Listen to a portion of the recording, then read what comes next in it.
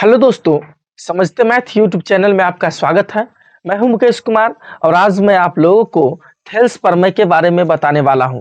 Thales प्रमेय को कैसे हम सिद्ध करेंगे, वो भी बिल्कुल आसान तरीका से इसके बारे में बताने वाला हूं। तो वीडियो को एंड तक आपको देखना है ताकि आपको थेल्स प्रमेय को समझने में किसी भी प्रकार का परेशानी ना हो, ठीक है। और हाँ दोस्तों, ये एग्जाम के दृष्टिकोण से जो ये थेल्स प्रमेय है, जो एनसीईआरटी के प्रमेय 6.1 में आता है, चैप्टर नंबर 6 में त्रिभुज वाले में, ये काफी इंपॉर्टेंट है एग्जाम की दृष्टिकोण से। हर एग्जाम में आपको किसी न किसी रूप से आपको पूछ ही देगा, ठीक है। चाहे आपका विद्यालय में कोई टेस्ट हो, चाहे ट्यूशन में हो या फिर आपके बोर्ड एग्जाम में हो, ठीक है। आपको कहीं ना कहीं ये थेल्स प्रमेय का क्वेश्चन आपको टकराएगा ही टकराएगा, इसीलिए बड़ी इंपॉर्टेंट क्वेश्चन है, ठीक है। तो चलिए इसको देखते हैं कि कैसे हम आसानी से सिद्ध करेंगे। और आपको ये बात पहले से पता है कि किसी भी प्रमेय को सिद्ध करने के लिए हमें 4 चीजों की आवश्यकता पड़ती है। पहला, दिया हुआ है क्या, दूसरा क्या सिद्ध करना है, और तीसरा रचना, और चौथा जो होता है हमारा वो होता है प्रमाण, ठीक है। तो इन्हीं 4 चीजों के बदौलत हम किसी भी प्रमेय को या सिद्ध करने वाले किसी भी प्रश्न को हम आसानी से सिद्ध कर पाते हैं, ठीक है। तो चलिए देखते हैं कि हम इस सवाल में जो आपका थेल्स प्रमेय जो होता है, थेल्स प्रमेय जो होता है, वो थेल्स प्रमेय क्या कहता है, क्या दिया हुआ है और क्या हमें सिद्ध करना है, इसके बारे में देखते हैं। जैसा कि आपको यहाँ पे डिस्प्ले हो रहा है कि थेल्स प्रमेय कह रहा है कि यदि किसी त्रिभुज के एक भुजा के समांतर अन्य दो भुजाओं को भिन्न भिन्न बिंदुओं पर प्रतिच्छेद करने के लिए एक रेखा खींची जाए, तो ये अन्य दो भुजाएं एक ही अनुपात में विभाजित हो जाती हैं। कहने का मतलब थेल्स प्रमेय का सेंस ये है कि अगर कोई त्रिभुज है, उसमें यदि एक भुजा के समांतर यदि एक रेखा खींची जाती है, तो अन्य दो भुजाएं जो बच जाएगी उसको बराबर अनुपात में यानी कि समान अनुपात में विभाजित कर देता है। यही आपका थेल्स प्रमेय है। तो सबसे पहले हम क्या करेंगे, जो दिया है उसको लिखेंगे, जो सिद्ध करना है उसको लिखेंगे, और उसके बाद हम आगे का काम करेंगे, ठीक है। तो चलिए सबसे पहले हमें दिया है में सबसे पहले तो हम करते हैं हल। क्या करेंगे दोस्तों, हल में हम क्या काम करते हैं, देखिए दोस्तों, यहाँ पे बहुत सारे जगह पे आप देख सकते हैं कि सीधे दिया है कि एबीसी एक त्रिभुज है और सीधे मान के बना लेते हैं।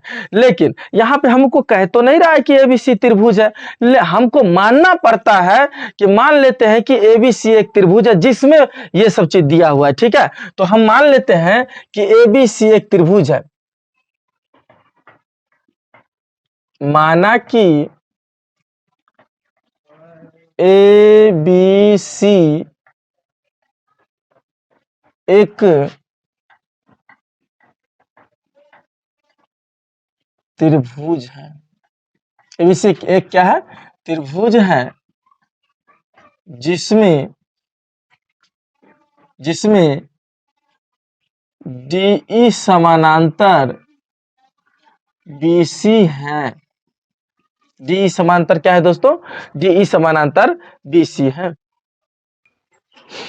तथा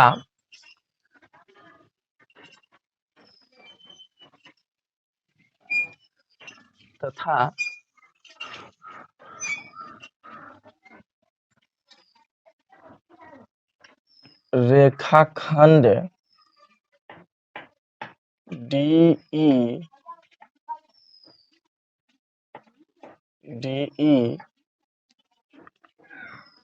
AB को डी पर तथा AC को E बिंदु पर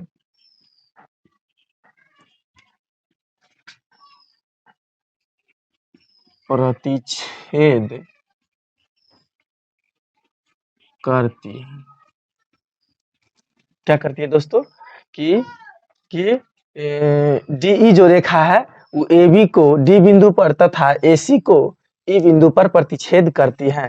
तो सबसे पहले जो दिया था कि एक त्रिभुज है ABC, तो हम एक ABC त्रिभुज बना लेते हैं जिसमें ये सब बात को हम दर्शा देंगे, ठीक है। तो मान लीजिए कि यहाँ पर कुछ इस प्रकार से एक ABC एक त्रिभुज है, कुछ इस प्रकार से ABC एक त्रिभुज है, ABC ABC कुछ इस प्रकार से एक त्रिभुज है, ठीक है। तो ABC इस त्रिभुज में हम एक चीज और दिया हुआ है, देखिए यहाँ पर कुछ ABC त्रिभुज कुछ इस प्रकार से हो जाएगा। इसमें दिया है कि एक भुजा के समांतर एक रेखा यदि खींचते हैं, मान लीजिए यह रेखा आपका हो गया D और E, ठीक है, यही रेखा आपका क्या हो गया D और E। DE इस प्रकार से है कि ये दोनों जो भुजाएं हैं ये समान अनुपात में विभाजित हो जाती है, मतलब ये बट्टा ये और ये बट्टा ये, यानी कि AD बट्टा BD या DB कहिए कोई दिक्कत नहीं है, और AE बट्टा CE या EC कहिए, ठीक है, यही कहता है हमें, ठीक है। तो सबसे पहले ये आपको दिया हुआ था, तो हम क्या काम करते हैं, ये दिया है का काम खत्म हो गया, उसके बाद क्या आपको सिद्ध करना है वो लिखते हैं, उसके बाद रचना और लास्ट वाला काम हमारा होगा प्रमाण। तो चलिए पहले उसको देख लेते हैं। सिद्ध क्या करना है दोस्तों, सिद्ध हमें ये यहां से शुरू करते हैं। क्या सिद्ध करना है,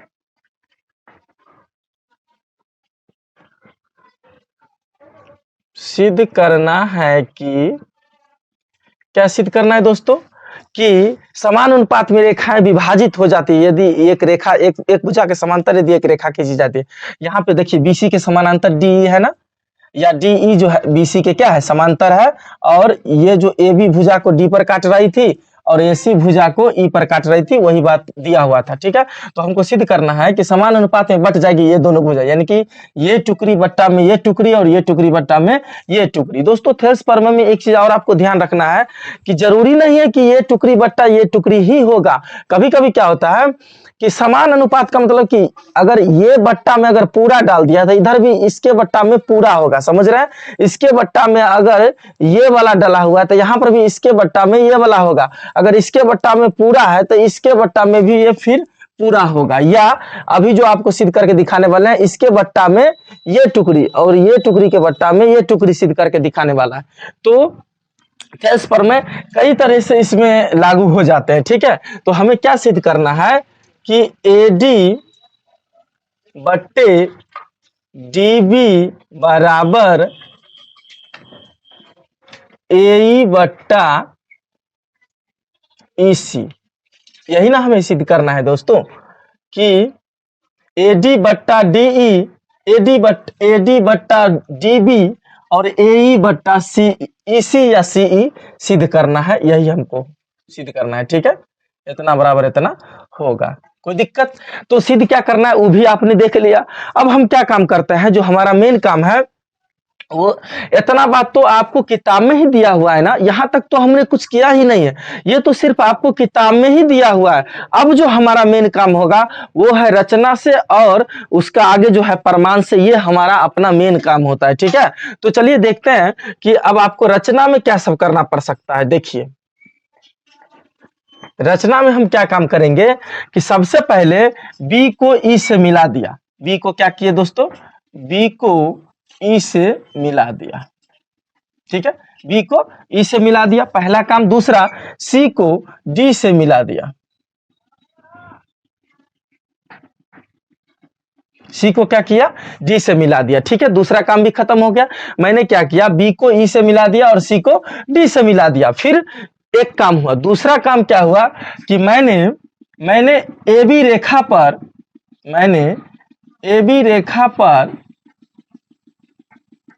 एक EN लंब AB पर खींचा, पहला। दूसरा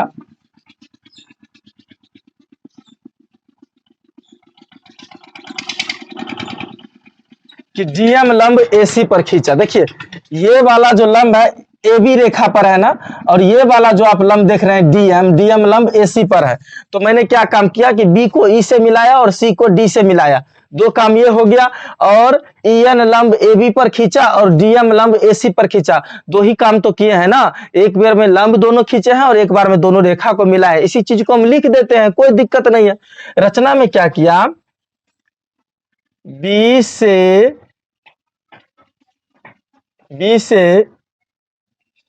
ई को तथा सी को डी से मिलाया। पहला काम। और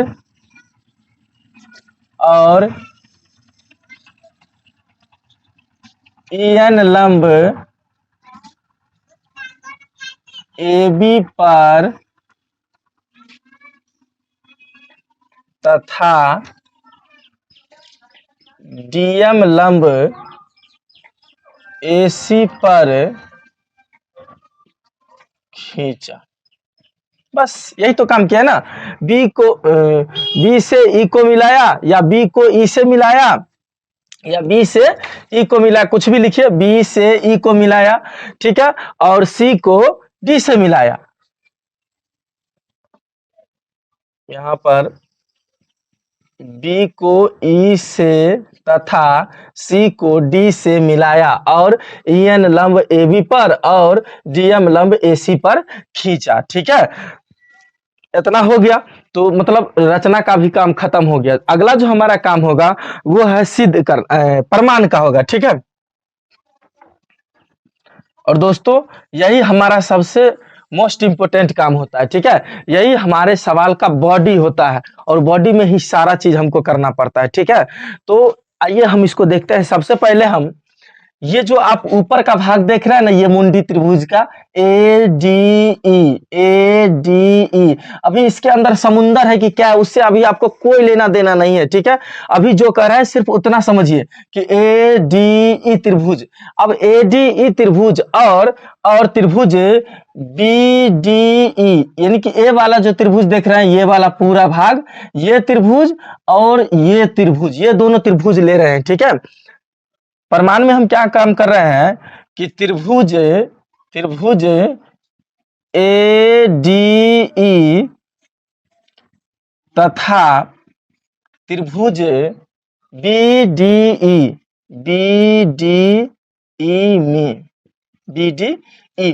BDE में अब दोनों त्रिभुजों को क्या कर रहे हैं हम दोस्तों कि दोनों त्रिभुजों के क्षेत्रफलों का अनुपात ज्ञात करेंगे। ठीक है, आप अगर चाहे तो इसको अलग अलग क्षेत्रफल, यानी कि इस त्रिभुज का भी क्षेत्रफल हमको ज्ञात करना है, इस त्रिभुज का भी क्षेत्रफल हमको ज्ञात करना है, और दोनों त्रिभुज के क्षेत्रफल को अलग अलग ज्ञात करके आप उसका अनुपात निकाल सकते हैं। ठीक है, लेकिन हम क्या कर रहे हैं कि समय को बचाने के लिए डायरेक्ट अनुपात ही निकाल रहे हैं, क्योंकि बाद में भी तो आप पहले भी तो आप जो है सो अनुपात क्षेत्रफल निकाल करके और अनुपात कीजिएगा तो वही बात आएगा। इसलिए हम डायरेक्ट क्या काम कर रहे हैं, अनुपात ही निकाल दे रहे हैं। ठीक है, दोनों त्रिभुज में हम क्या काम कर रहे हैं कि एरिया ऑफ ट्रायंगल ADE बट्टा एरिया ऑफ मतलब यहां पर आप क्षेत्रफल भी दे सकते हैं, कोई दिक्कत नहीं है, उसको हम एरिया ऑफ लिख रहे हैं। एरिया ऑफ ट्रायंगल BDE में, ठीक है, एरिया ऑफ ट्रायंगल ADE और एरिया ऑफ ट्रायंगल BDE में। ठीक है, तो देखिए क्या होता है दोस्तों। सबसे पहले आप जानते हैं कि त्रिभुज का जो ये क्या है, एरिया ऑफ ADE मतलब ADE त्रिभुज का क्षेत्रफल। ठीक है, और बट्टा में त्रिभुज BDE का क्षेत्रफल देना है, ADE बट्टा में BDE का क्षेत्रफल देना है। तो कोई भी समकोण त्रिभुज का क्षेत्रफल क्या होता है दोस्तों कि 1/2 आधार गुने शीर्षलंब होता है ना, 1/2 आधार गुने शीर्षलंब होता है। तो 1/2 आधार क्या होता है दोस्तों, आधार गुना में क्या होता है, शीर्षलंब होता है ना। ये सूत्र आप पहले से जानते हैं। ठीक है, उसी को हम यूज करेंगे। 1/2 आधार गुने शीर्षलंब, नीचे में भी वही बात होगा, 1/2 आधार और गुना में क्या हो जाएगा, शीर्षलंब, 1/2 आधार गुने शीर्षलंब। तो अब देखिए यहां पर 1/2। अब देखिए ADE का आधार क्या है, देखिए दोस्तों, जिस भुजा पर लंब डाला हुआ रहता है वही तो आधार होता है ना। तो ADE में देखिए इस पर कौन सा EN लंब है ना, EN लंब इस पर भी है और AB पर भी है, ध्यान रखिएगा। ये जो लंब देख रहे हैं EN AB पर AD पर भी है और पूरा ए बी पर भी है, क्योंकि एक भुजा पर केवल एक ही लंब हो सकती है, ठीक है। तो यहाँ पर क्या है, ई एन लंब जो ए बी पर है, तो आप एडी पर है, एडी पर भी है और ए बी पर भी है, ठीक है। तो ये यहाँ से ए से डी तक का आपका क्या हो गया, आधार हो गया। और उस पर जो शीर्षलंब दिया है ई एन, तो वो तो शीर्षलंब हो गया, यानी कि आधार आपको ए डी पता है, तो लिखिए ए डी, जिस पर लंब दिया है वही तो आधार होता है ना। ए डी गुना शीर्षलंब क्या हो गया, ई एन, तो डाल दीजिए ई एन। और फिर से नीचे में भी 1/2, इसका भी क्षेत्रफल क्या हो जाएगा, 1/2 आधार। अब देखिए इस त्रिभुज में, इस त्रिभुज में देखना है आपको बी डी ई, यानी ये वाला त्रिभुज में देखना है, ठीक है। अब इस त्रिभुज में देखिए इसका तो आधार ये होगा, ठीक है, आधार ये हो जाएगा। और शीर्षलंब वही रहता है दोस्तों, शीर्षलंब एक ही आधार पे केवल एक ही शीर्षलंब होता है, तो इसका आधार क्या हो जाएगा, डी बी, डी बी गुना शीर्षलंब वही रहेगा, क्यों, क्योंकि एक आधार पर ए बी जो बड़का वाला आधार है उस पर एक ही लंब ई एन ही होगा, तो दोनों का शीर्षलंब ई एन ही होगा। समझ पा रहे हैं बात को। अब ई एन से ई एन आप काट सकते हैं, 1/2 से 1/2 काट सकते हैं। तो यहाँ पे हमारा जो फाइंड आउट होकर के आ रहा है वो क्या आ रहा है, एडी बट्टा एडी बट्टा डीबी, एडी बट्टा डीबी, ये हो गया हमारा समीकरण 1, ठीक है। पुनः हम क्या करते हैं, जिस प्रकार से मैंने इसको समीकरण 1 किया, ये ऊपर वाला त्रिभुज और इस साइड वाला त्रिभुज लीजिए। अब हम फिर से वही काम करेंगे, ये ऊपर वाला त्रिभुज और ये वाला त्रिभुज देख रहे हैं। एक साइड मैंने इस बार, पहले बार में मैंने इस तरफ का त्रिभुज लिया था, अब मैं इस तरफ का त्रिभुज लूंगा, ठीक है। और ये ऊपर वाला वही त्रिभुज रहेगा। पुनः हम वही काम रिपीट करेंगे। देखिए पुनः त्रिभुज ए डी ई तथा त्रिभुज सी डी ई में, दोनों में क्या कर रहे हैं, वही फिर से वही बात, area of triangle A D E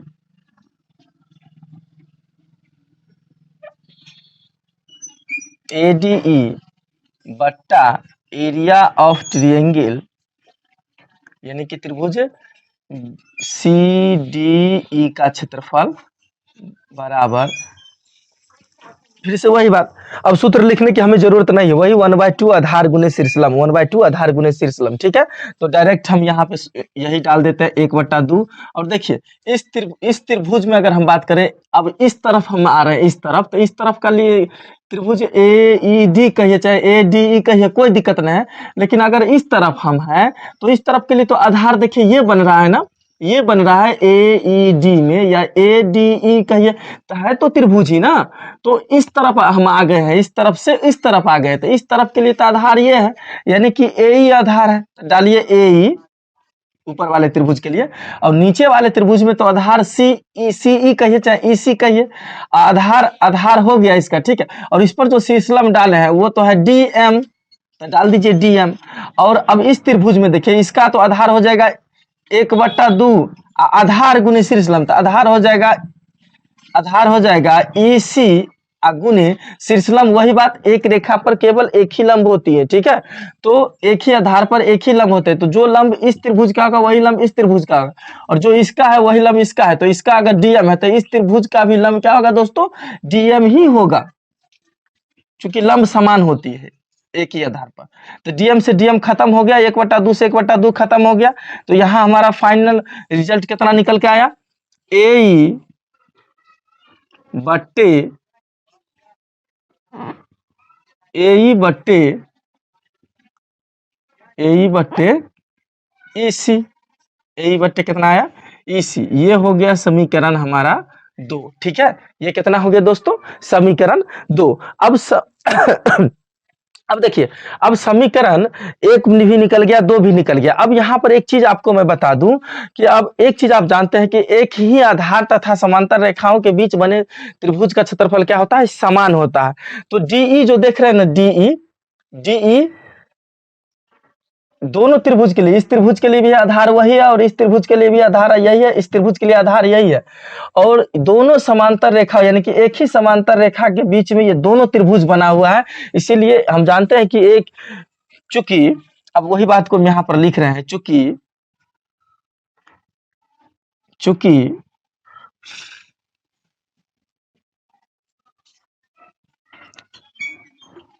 चूंकि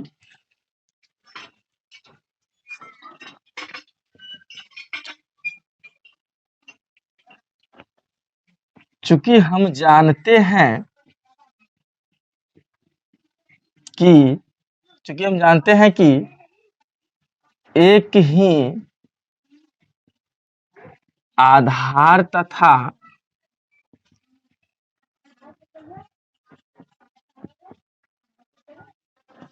समांतर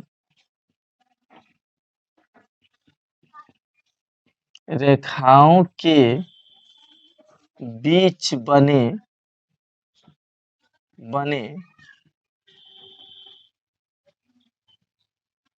त्रिभुज का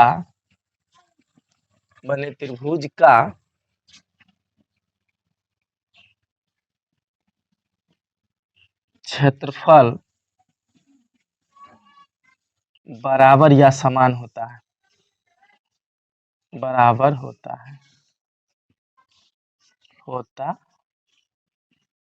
ठीक है। चूंकि हम जानते हैं कि एक ही आधार तथा समांतर रेखाओं के बीच बने त्रिभुज का क्षेत्रफल क्या होता है, समान होता है। इसीलिए समीकरण 1 तथा समीकरण 2 से देखिए कि त्रिभुज ADE बट्टा में BDE, त्रिभुज ADE बट्टा में BDE, तो बताइए AD अगर LHS अगर हम बराबर करते हैं तो ADE तो कटिए जाएगा, यानी कि त्रिभुज BDE का क्षेत्रफल बराबर त्रिभुज CDE का क्षेत्रफल होगा कि नहीं होगा। इसीलिए त्रिभुज BDE का क्षेत्रफल बराबर होगा त्रिभुज CDE का क्षेत्रफल। क्या हो जाएगा दोस्तों, दोनों का क्षेत्रफल क्या हो जाएगा, बराबर हो जाएगा। इसीलिए तो समीकरण 1 तथा समीकरण 2 से, तो समीकरण 1 तथा समीकरण 2 से, तो समीकरण 1 तथा समीकरण 2 से कि जब दोनों का त्रिभुज के क्षेत्रफल अगर इधर वाला बराबर है तो क्या ये वाला पार्ट बराबर होगा कि नहीं होगा, यानी कि LHS जब बराबर हो गया तो RHS भी क्या हो जाएगा, बराबर हो जाएगा। ठीक है, यानी हम कह सकते हैं कि AD बट्टा DB बराबर ये AE बट्टा EC होगा। ठीक है, यही हो गया हमारा प्रमाणित। कोई दिक्कत, तो हम आशा करते हैं कि आपको ये आसानी से समझ में आ गया होगा। ठीक है, तो आप थोड़ा सा इसको वीडियो को पॉज करके आप जो है सो इसको आप लिख सकते हैं कॉपी पर, ताकि आपको आने वाले समय में काम देगा। ठीक है, तो हम आशा करते हैं कि आप अच्छे से इस वीडियो को समझ पाए होंगे, इस प्रश्न को आसानी से देख के समझ पा रहे होंगे। और हाँ दोस्तों, अगर आपको अच्छा लगा हो कि हम अब थेल्स पर में अगर हम सीख गए हैं, इससे हमको कुछ फायदा हुआ है, तो अपने दोस्तों के साथ शेयर जरूर करें। और चैनल पर अगर पहली बार आए हैं तो समझते मैथ यूट्यूब चैनल को सब्सक्राइब जरूर कर लें, इसी प्रकार के और भी कई सारे इंपॉर्टेंट वीडियो पाने के लिए। ठीक है, धन्यवाद।